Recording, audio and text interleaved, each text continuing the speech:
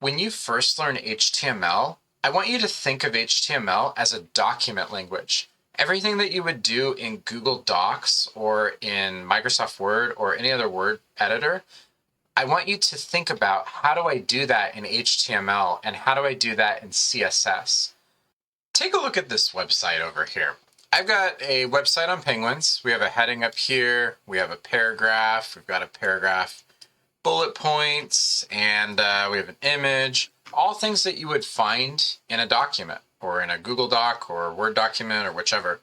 So if we take a look at the HTML, for example, we have a heading, we have a paragraph, heading, bullet points, image, etc.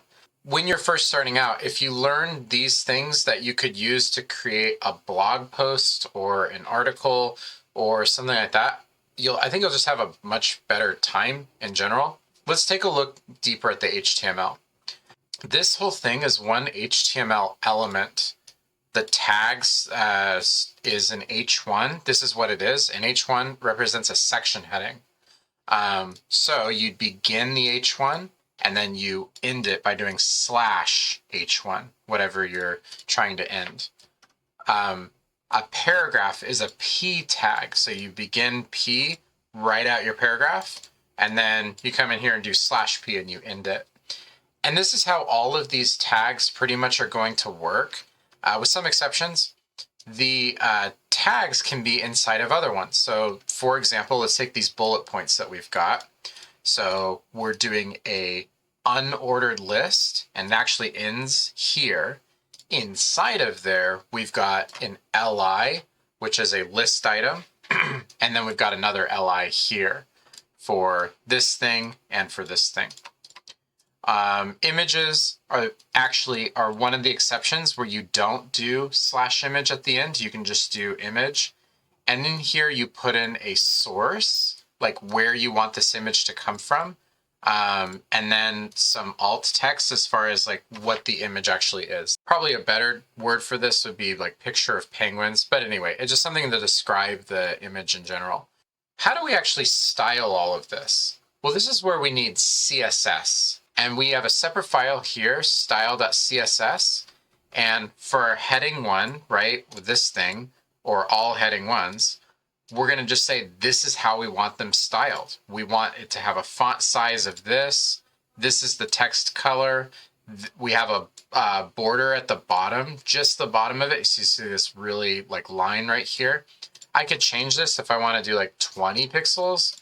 Bam, now the border is bigger. The font weight determines, like if I do bold, check this out, it gets really bold. I can do just regular, or I could even go lighter. Like I could actually do the opposite of bold if I want to. Like H2s, for example, are italic.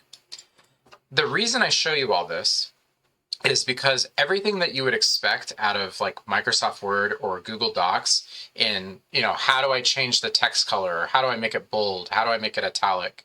I want you to expect that out of CSS and HTML as well.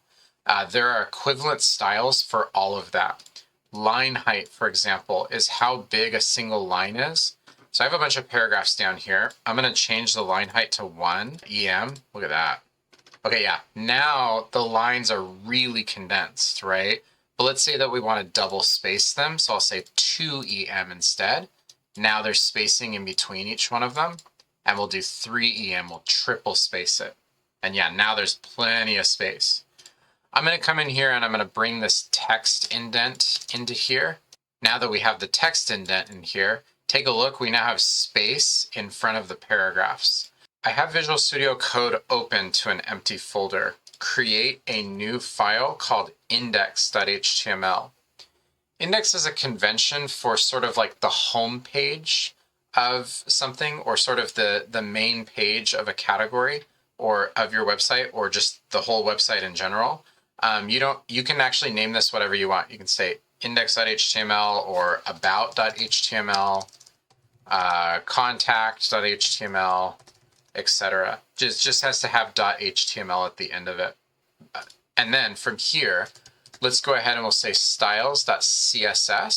There's a great extension that you can use, HTML boilerplate, which as of the recording this video, it's really good and I use it. So let's come in here into index.html and we'll come in here and we'll do an exclamation mark and hit enter. And this will generate boilerplate HTML. You might be thinking, we didn't cover any of this yet.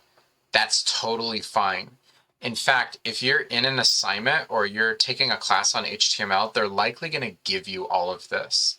At the very end of the video, we'll go over what all of this does. But for now, the important thing is we're going to write our code inside of the body. So inside of here, go ahead and write your H1 and then say something like, introduction. And then outside of the H1, so this is all either on one line or whichever, we'll come in here and we'll do a paragraph tag and then we'll say, thank you for visiting my website. I'm going to come in here and I'm going to do, so now let's do bullet points. So we'll say UL and then we'll say LI. And then inside it, so take a look at this. We've got the link, we've got that here and there, the UL ends. Like this is the entire UL, the entire unordered list. And then inside of here, we've got individual LIs. So I'm going to say apple, or say orange, banana.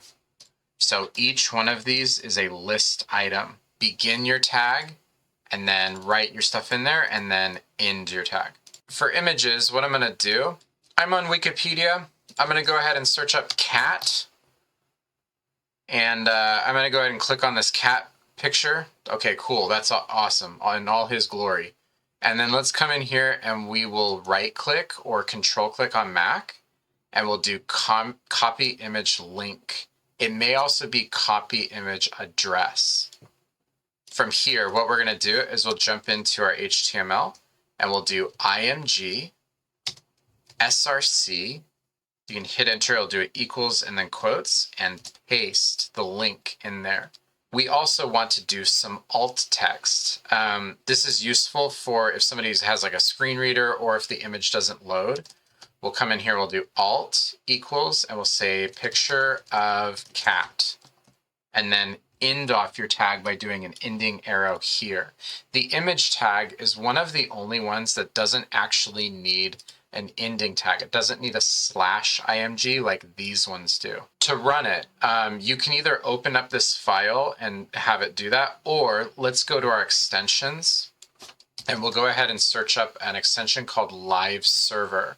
As of the recording of this video, this extension is very, very good for serving your web page. Let's go back to index.html and let's go ahead. There's a Go Live button down at the bottom. You can also right click or control click and open with Live Server. What that will do is open up a web page where your HTML would be displayed. So we have our H1, our paragraph, our bullet points, and also the image that we have as well. To include our CSS in here, we're going to go up to the head and we're going to come to the end of line 6 and hit enter. Type the word link in VS Code and hit enter. It'll actually fill it out for you. And then go ahead and just type the name of your style sheet. So I said styles.css, so just make sure that it's exactly the same here. Then from here, let's jump into styles.css. And we're going to make H1s be, let's do blue, for example. You can actually hover over this and change the color of it in Visual Studio Code as well. Other editors support equivalent ways of editing the color as well. If you want to change the actual color, you click this rainbow, and then if you want to go lighter or darker or have less color in it or more color in it, then you can just adjust it over here. This slider right here deals with transparency. Generally, I avoid that unless you're purposely doing transparent, like you purposely want it to be slightly transparent.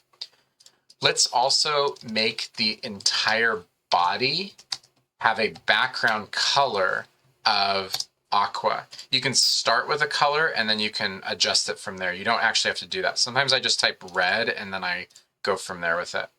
Let's go ahead and we'll go to index.html and we'll go live again. And there we go. Our styles are now being applied to the web page. I have a bit of an assignment for you for practicing this. Using a single HTML file, create a blog. Add at least 2 posts to that blog.